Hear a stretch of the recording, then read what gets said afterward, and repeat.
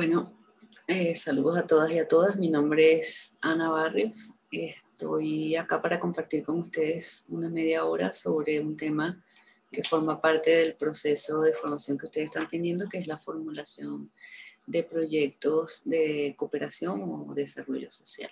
Un poco la idea es dar algunas orientaciones que deben ser entendidas como eso, como orientaciones que pueden ustedes tomar, reflexionar, profundizar, incluso desechar, pero en todo caso que les puedan permitir a ustedes a avanzar en la formulación de proyectos de una manera efectiva, ¿no? Un poco quizá la primera reflexión sería hacerse varias preguntas, ¿no? O sea, cuando vamos a formular un proyecto, cuando queremos hacer un proyecto, es importante hacernos preguntas, varias preguntas, como por ejemplo, bueno, ¿por qué queremos hacer un proyecto? ¿Con quién queremos hacer ese proyecto? ¿Desde dónde estamos queriendo hacer ese proyecto? Un poco para reflexionar sobre esas cosas, yo les voy a compartir una presentación para que vayamos viendo cómo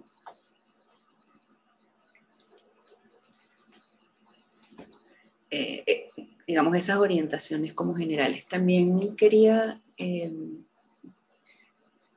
señalarles que estuve viendo como algunos temas generales que ustedes han formulado, en los que entiendo que quieren trabajar, y compartirles que es muy importante que esos grandes temas los vayan acotando y los vayan convirtiendo en proyectos viables, proyectos específicos. Quizá, bueno, con las orientaciones que vamos a ver ahorita, los pueda ayudar, ¿no? Vamos a empezar por una pregunta básica que es definir qué es un proyecto, ¿no? Sobre estas cosas no existen definiciones únicas, pero en general podemos decir que un proyecto es, digamos, un plan de trabajo que busca cumplir los objetivos de una institución o de un organismo. Es un plan de trabajo que se inscribe generalmente dentro de unos objetivos estratégicos que a su vez están contenidos o esbozados en programas, y que estos programas a su vez responden a grandes planes o a grandes políticas, ¿no? Eso cuando hablamos de un proyecto en el marco de una institución o de un organismo en el que entiendo que, un organismo del Estado en el que entiendo en que muchos de ustedes están, ¿no? Estos proyectos pueden tener características distintas si, por ejemplo, se hacen desde una organización de base, desde una organización no gubernamental. Pero en general lo entendemos como un plan de trabajo acotado en el tiempo, que tiene una duración limitada en el tiempo y que responde a unos objetivos determinados, ¿no? Es decir, podríamos decir que el proyecto es como la unidad más pequeña de ejecución o de operación de planes, de programas y planes que son más estratégicos, ¿no? ¿Qué es lo ideal? Es cierto que también se puede hacer un proyecto específico dependiendo a lo mejor del contexto, de la necesidad, de la realidad en la que se esté trabajando, pero el ideal, lo lógico, lo que tiene sentido es que los proyectos se enmarquen dentro de programas o de planes más estratégicos que permitan, independientemente de que el proyecto en cuestión o esa unidad operativa en cuestión culmine, permitan avanzar hacia unos fines y unos objetivos más estratégicos. Por eso se habla que el proyecto no debe entenderse como una iniciativa aislada, sino articulada a unos objetivos estratégicos. Algunas de esas preguntas de los cuales que es importante hacerse, yo las llamo puntos de partida para la formulación de proyectos, tienen que ver con las siguientes, ¿no? Porque bueno, como la realidad social, porque además estamos hablando de proyectos sociales, es decir, proyectos que incidan en la transformación de realidades sociales complejas y muy dinámicas. Como esa realidad es tan compleja y tan dinámica, existen múltiples maneras de hacer proyectos y de abordar situaciones, ¿no? Algunas cosas que es importante tener presentes en el momento de pensar cómo vamos a abordar o qué queremos hacer con nuestro proyecto. Algunas de las cosas que es importante tener presentes, bueno, el marco de acción desde el cual partimos, ¿no? Es distinto partir desde un marco de acción institucional, una organización o un organismo del Estado, que partir de una organización no gubernamental que seguramente tendrá un alcance más limitado o tendrá unos marcos de acción más específicos o que partir de una comunidad de base, ya sea urbana, ya sea rural, ya sea de jóvenes, ya sea de mujeres, ya sea de niños, de niñas, es decir, es distinto, o partir incluso de una iniciativa personal, que no es nada recomendable. O sea, lo ideal es que los proyectos estén insertados en procesos activos de resolución y transformación de necesidades y realidades. Otro elemento a tomar en cuenta es, bueno, los planes o programas que contienen esos proyectos, ¿no? Si estamos hablando de una ONG, si estamos hablando de una institución, seguramente ese proyecto se escribe dentro de un plan estratégico, dentro de una política pública. Entonces, bueno, eso lo limita o lo condiciona a determinadas situaciones. El enfoque del trabajo es fundamental, desde el cual nos vamos a situar, por ejemplo, desde perspectivas participativas, desde la educación popular, o desde perspectivas más asistenciales o técnicas en las cuales los sujetos y las sujetas son más bien entes pasivos. Eso también es fundamental para luego desarrollar las estrategias y las miradas que va a tener ese proyecto. Luego también es importante ver el momento en el cual se encuentra el proyecto o los planes y programas dentro de los cuales se inserta el proyecto, ¿no? Si eso está en una fase incipiente, si está en una fase de desarrollo, si ya está como en una fase, vamos a decir, de cierre o de culminación de una determinada etapa. Eso también es importante para ver los énfasis, ¿no?, que le vamos a dar al proyecto.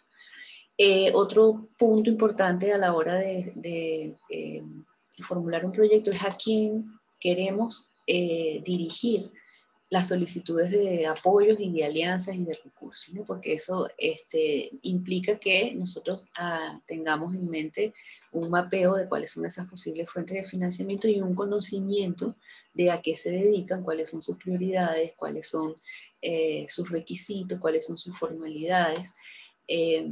Y eso digamos, es fundamental para poder dirigir esta formulación o estos proyectos a donantes o a agencias financiadoras que sean efectivamente destinadas para ello, ¿no?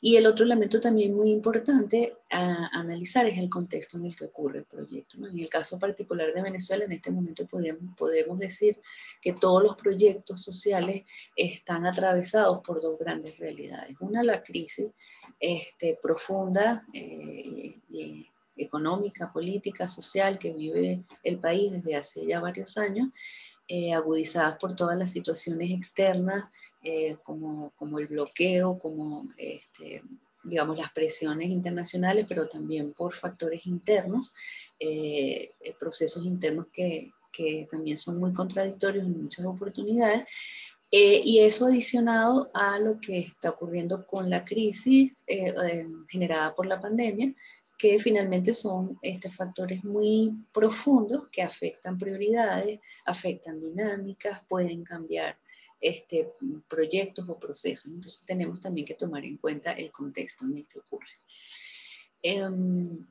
¿Cuáles son los pasos que comprende la gestión de un proyecto? Estamos hablando aquí vamos a referirnos a la parte de formulación o preparación del proyecto, pero para poder referirnos a ello tenemos como que entender cuáles son los pasos que comprende la gestión de un proyecto, que generalmente se conoce como el ciclo de un proyecto y que los podemos identificar o resumir en tres grandes fases, ¿no? Lo que es el proceso de preparación, que implica, bueno, identificar el problema con base en un diagnóstico, planificar la intervención, o más bien planificar las acciones o las estrategias, y formular el proyecto para la búsqueda de financiación.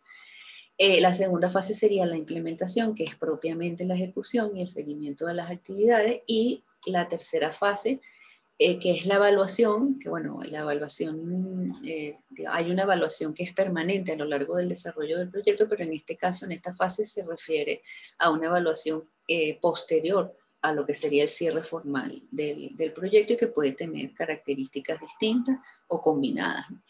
En este caso nos vamos a referir a la fase de preparación o formulación del proyecto, ¿no? Esa fase de formulación también tiene como tres grandes momentos, ¿no? Que sería lo que tendrían ustedes que hacer a partir de los temas que ya han identificado como los temas de interés para ustedes, ¿no? Que es, bueno, identificar las necesidades a través de procesos de diagnósticos preferiblemente participativos. Eso supone, bueno, identificar la población, el espacio, los sujetos, las sujetas, los colectivos, sobre los cuales o con los cuales, mejor dicho, se va a realizar el proyecto o quiénes van a realizar el proyecto, porque eso también tiene que ver con, bueno, cómo se establece la relación con los sujetos o las sujetas protagonistas de la acción de los proyectos, ¿no? Identificar cuál es la situación que se quiere transformar y analizar su viabilidad, ¿no? Eso es lo que se llama como identificar el problema. Digamos, por ejemplo, en los temas que yo vi, había temas muy generales, por ejemplo, patrimonio cultural. Bueno, ¿qué queremos en relación? ¿Cuál es el problema que estamos identificando con relación al patrimonio cultural? ¿Se trata de que hay un deterioro, que hay una pérdida de identidad? O si hablamos de la participación de los jóvenes en el marco del COVID, que creo que fue otro que vi, bueno, ¿cuál es el problema allí? Que los jóvenes están, digamos, no están involucrándose en los procesos de cuidado o de acatamiento de las medidas de protección, o es que los jóvenes están, digamos, perdiendo oportunidades en el marco de la pandemia. Sí, ahí hay como que identificar cuál es el problema, ¿no? En el caso del enfoque de marco lógico, es lo que se llama, o se hace a través de un proceso de identificación de actores, árbol de problemas o de objetivos que ahora vamos a ver. En el caso, el segundo aspecto de la preparación de un proyecto es la planificación de la intervención, que tiene que ver, bueno, con la definición de los objetivos, los productos, las estrategias, las actividades, los responsables, los tiempos, los recursos, que es lo que en el enfoque de marco lógico se denomina la estructura analítica del proyecto o matriz de marco lógico. Y el tercer aspecto es la formulación propiamente del proyecto, que es el vaciado de toda la información que compone la estructura del proyecto en los formatos que estén establecidos en las diferentes agencias o donantes para ello. Hablo del proyecto de marco lógico porque aun cuando no es una metodología que tiene críticas o debilidades, que también las vamos a ver ahorita, es la metodología por excelencia que utilizan las grandes agencias o donantes internacionales. Entonces, quizá puede haber como muchos puntos de desacuerdo en mi caso particular con relación al uso de esta metodología.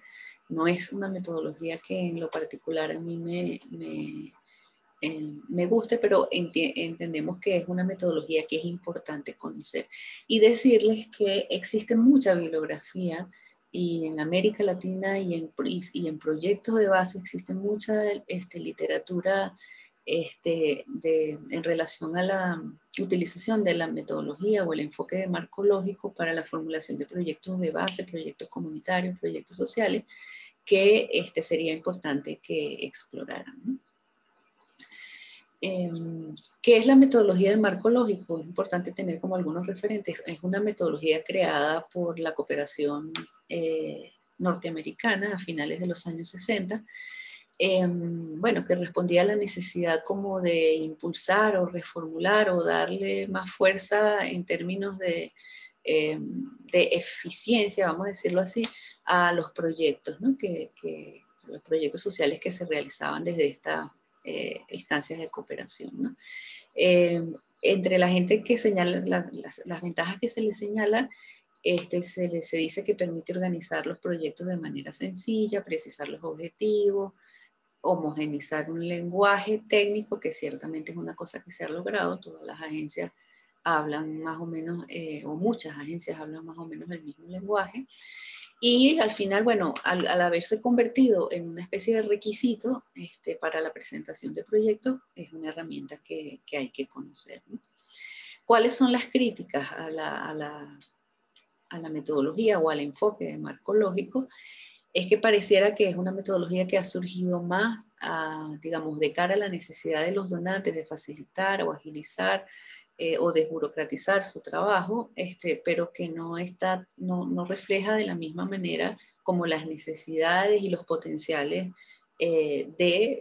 digamos, los sujetos y las sujetas protagonistas de estos proyectos, ¿no? Es decir, se señala que pone el énfasis en el diseño y deja un poco de lado la ejecución. O sea, pareciera que el principal trabajo es conformar esa matriz de marco lógico y luego lo otro se desdibuja. Y para mí la principal crítica al que yo le tengo es como que es una metodología que descomplejiza o simplifica de una manera muy desafortunada, vamos a decirlo así, la complejidad de los problemas sociales, porque tiende a explicar las relaciones bajo, la realidad bajo relaciones de causa-efecto. Bueno, esto es así por esta causa. Entonces, si modificamos esta causa, vamos a modificar la realidad, ¿no? Entonces, bueno, eso es bastante simple en relación a la complejidad de la realidad, ¿no? Y también, quedado que es una metodología que está, digamos, asociada, muy asociada a la necesidad de los donantes, puede terminar siendo una herramienta muy utilizada, digamos, desde los escritorios, donde no necesariamente se refleje la participación sí, la consulta, la participación de las comunidades, ¿no? Sin embargo, bueno, hay formas de abordar la metodología de marco lógico desde perspectivas a lo mejor, digamos, más participativas y de alguna manera darle la vuelta, ¿no? ¿Qué es lo que propone? Digamos, como en todos los proyectos es necesario que exista un diagnóstico, una identificación del problema, ¿no? Entonces, bajo la metodología de marco lógico, lo que se propone para esa primera fase que veíamos de identificar el problema es hacer una identificación de actores, y ya eso da como de involucrados, ya eso da como una relación en la cual digamos, el que hace o el que presenta el proyecto está por fuera, ¿no? O sea, como que, bueno, yo tengo que identificar quiénes son, no somos nosotros mismos, digamos, los que estamos en un proceso, sino una gente de afuera que viene a ver, bueno, quiénes somos, cuáles son nuestros conflictos, cuáles son nuestros intereses, ¿no? O sea, como un poco una característica que también tiene el enfoque del marco lógico es esa mirada como desde afuera, ¿no?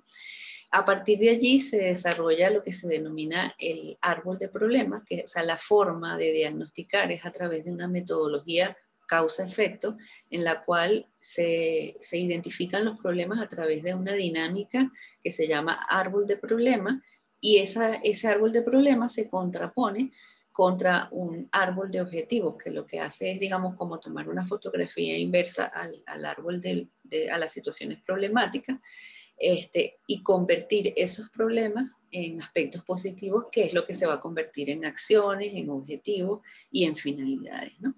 Por ejemplo, el árbol del problema establece, digamos, un problema específico. Pensemos, por ejemplo, no sé, en los niños y niñas que están fuera o que están abandonando los espacios escolares a causa de la pandemia, por ejemplo, y que están quedando al margen de sus procesos educativos, o que están disminuyendo sus procesos educativos, digamos, ese sería el problema. En la parte de abajo, en lo que se considerarían las raíces del árbol, estarían las causas de esos problemas. Bueno, la causa puede ser la situación de pandemia, la situación de cierre de las escuelas, las dificultades económicas para asistir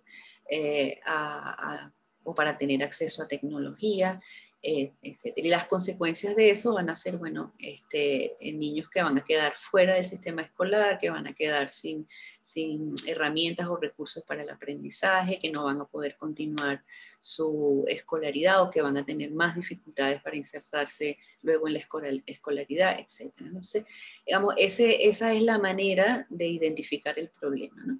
A través de la figura de un árbol. Esa figura se convierte luego en un árbol de soluciones o en un árbol de objetivos. Entonces, bueno, si yo he identificado que el problema es que hay una cantidad de niños que se están quedando fuera del sistema educativo, entonces mi objetivo es,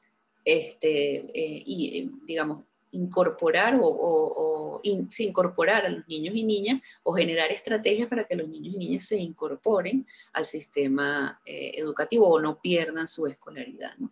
Y entonces allí identifico, bueno, si la pandemia o la falta de tecnología es una de las causas, yo lo convierto en una actividad a cumplir, bueno, digamos, incrementar o mejorar el acceso a la tecnología de niños, niñas y adolescentes que se encuentran en situación de escolaridad.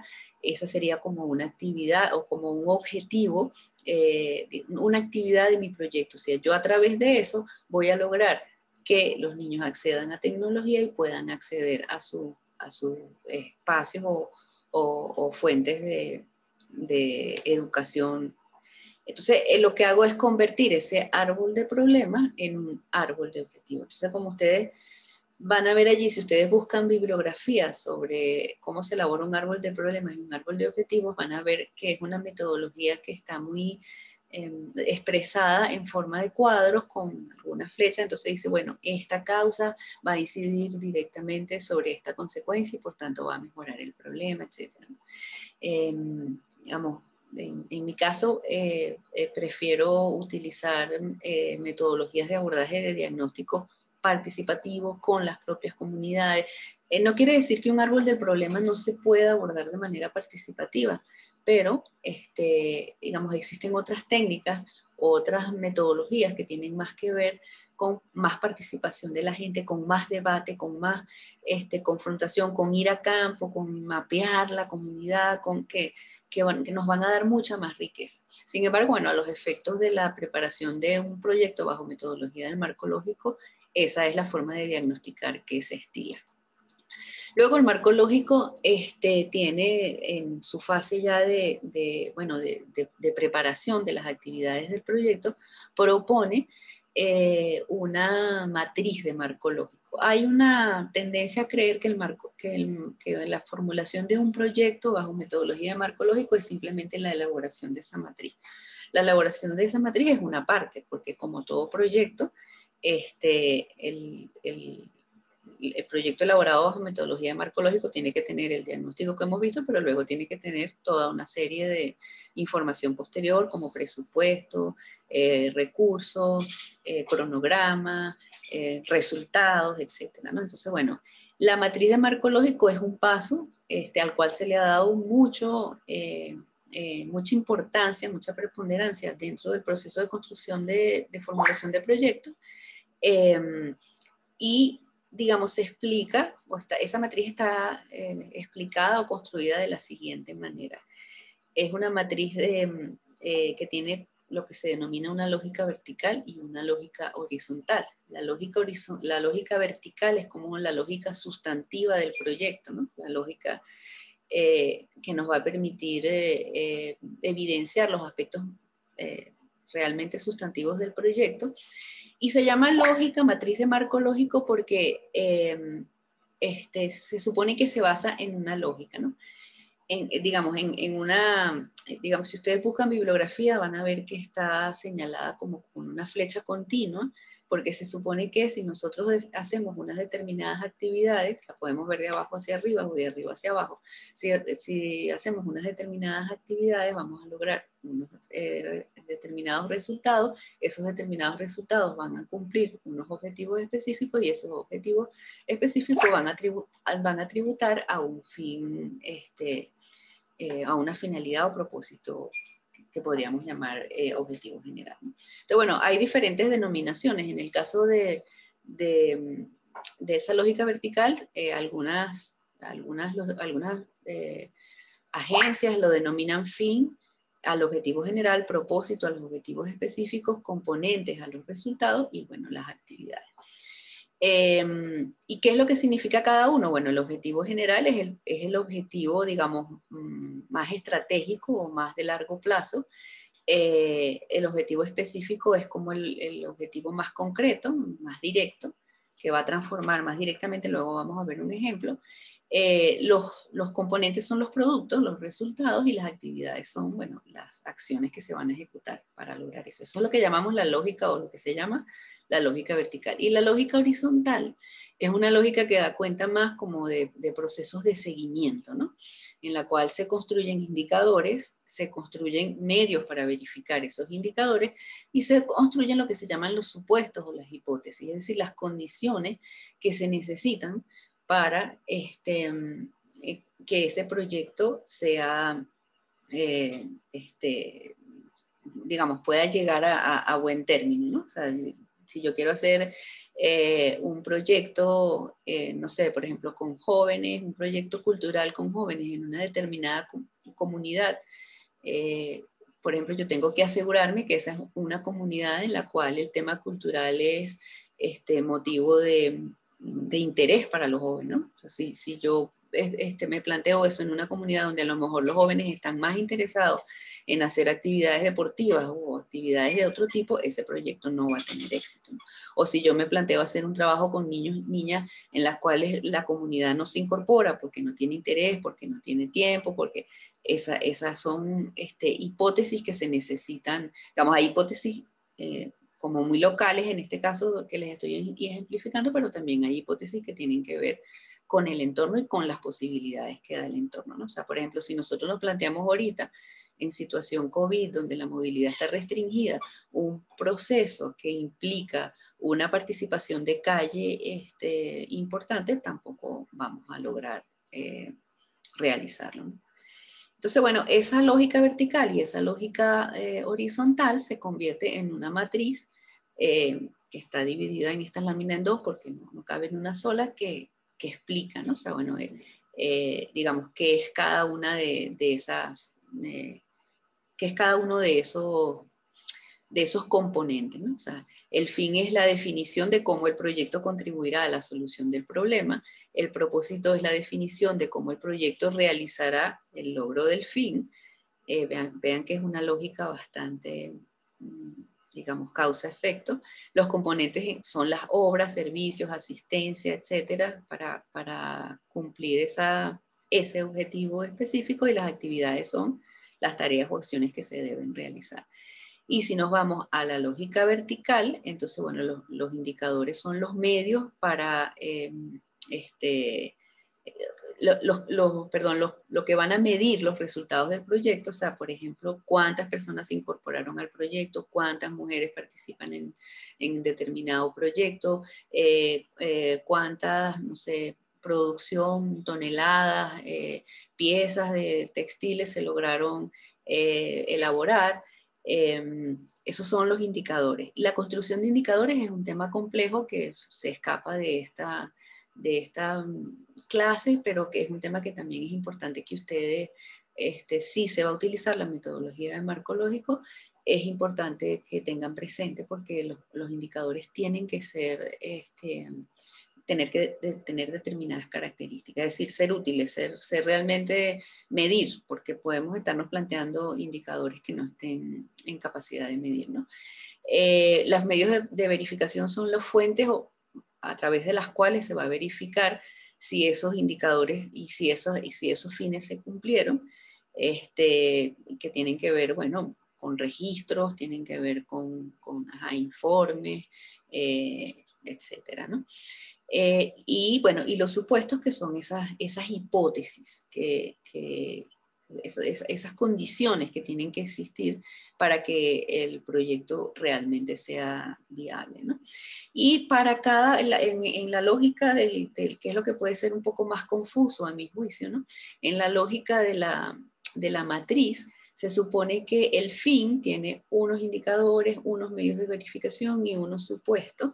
El propósito tiene unos que pueden ser los mismos, pueden compartir Pero digamos, se supone que para cada componente de la lógica vertical existen unos componentes de la lógica horizontal, ¿no?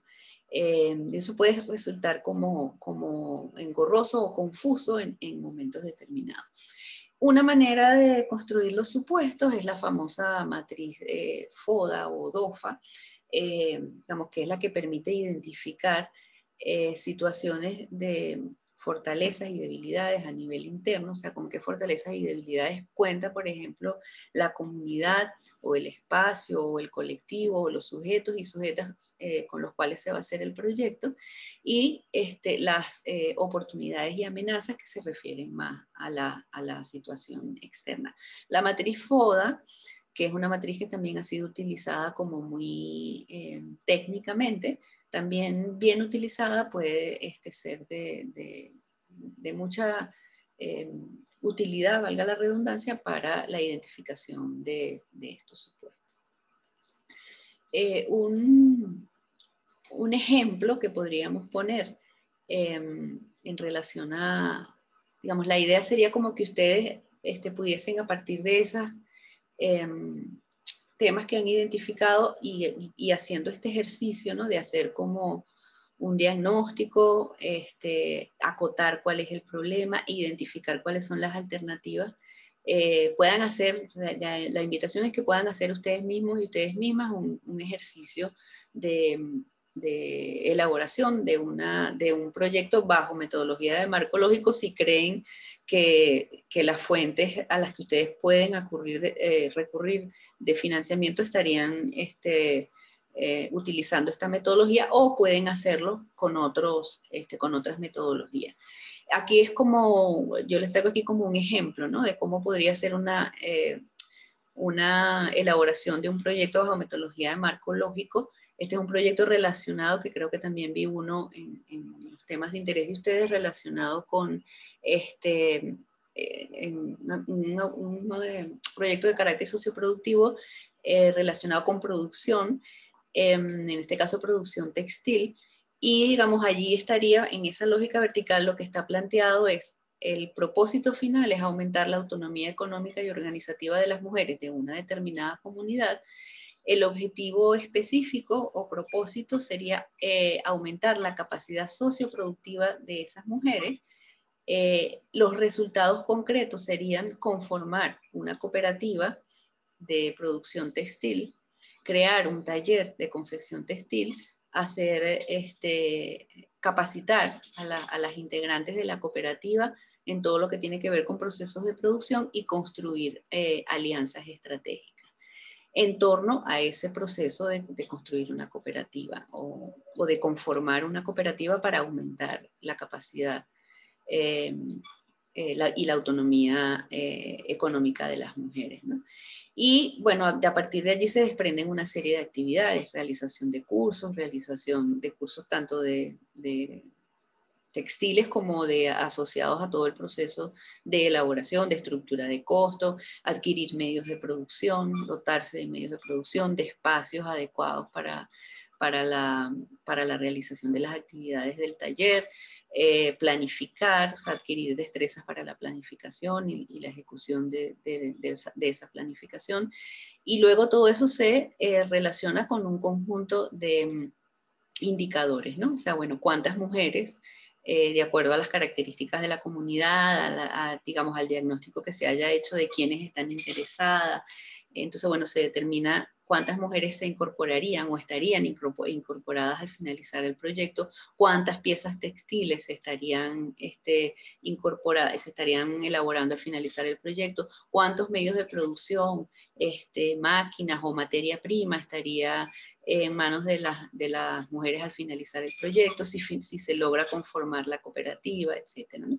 Y los medios de verificación serían, bueno, el registro de todas esas actividades, el registro de la cooperativa, el registro de las mujeres en dinámicas de participación, la adquisición de los medios de producción. Y los supuestos serían, bueno, que existe un colectivo de mujeres, digamos, dispuestas a apostarle a ese proceso de autogestión y de recuperación de su autonomía.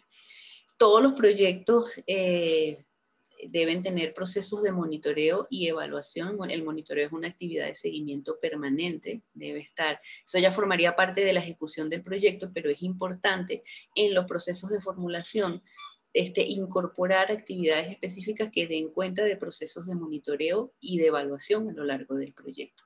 Y finalmente, en lo que ya, aunque esto va a depender de los requisitos que den las diferentes agencias de cooperación, es importante como tener presente, incluso para los proyectos que están fuera de la situación del enfoque de marco lógico, es importante como tener presente cuáles son los elementos que deben integrar la presentación propiamente dicha o el vaciado de información de un proyecto, ¿no? Y ahí generalmente lo que se pide es una fundamentación o una justificación, tiene que ver, bueno, cuál es la utilidad o la necesidad del proyecto, cuáles son los fines a los que contribuirá el proyecto, cuáles son los resultados que se espera obtener, a quién va dirigido el proyecto, qué debe producir el proyecto, o sea, esos resultados para que esas condiciones o esa finalidad mayor se comience a cumplir, cuáles son las acciones que se van a generar, las actividades, cuáles son los recursos, presupuestos, no solamente recursos financieros o económicos, sino recursos humanos, recursos materiales, recursos técnicos, quiénes van a ser los responsables de la ejecución del proyecto, de su administración, cuáles van a ser las estrategias mediante las cuales se va a ejecutar. Van a ser estrategias, como decíamos al principio, relacionadas con estrategias participativas, con protagonismo de las comunidades, o si van a ser estrategias más asistenciales, cuál va a ser el cronograma y cuáles son los factores que deben existir para asegurar el éxito. Esto es, bueno, realmente una síntesis muy apretada y yo diría que una abreboca de lo que es la elaboración, la formulación o esa primera fase de la elaboración de proyectos, que es todo ese proceso de preparación. Hay mucha bibliografía en la web sobre esto desde diferentes puntos de vista. Yo los invito a revisar la web, a ver, en la web van a encontrar como muchos proyectos elaborados que pueden servirles como de ejemplo. Y también, bueno, estoy a la disposición para, Denis me conversó sobre la posibilidad de hacer un chat, creo que dentro de una semana, en la que ustedes pudiesen compartir como algunas dudas, y también me comprometo a pasarles algunos enlaces que les puedan ser de utilidad. Muchísimas gracias. Hasta luego.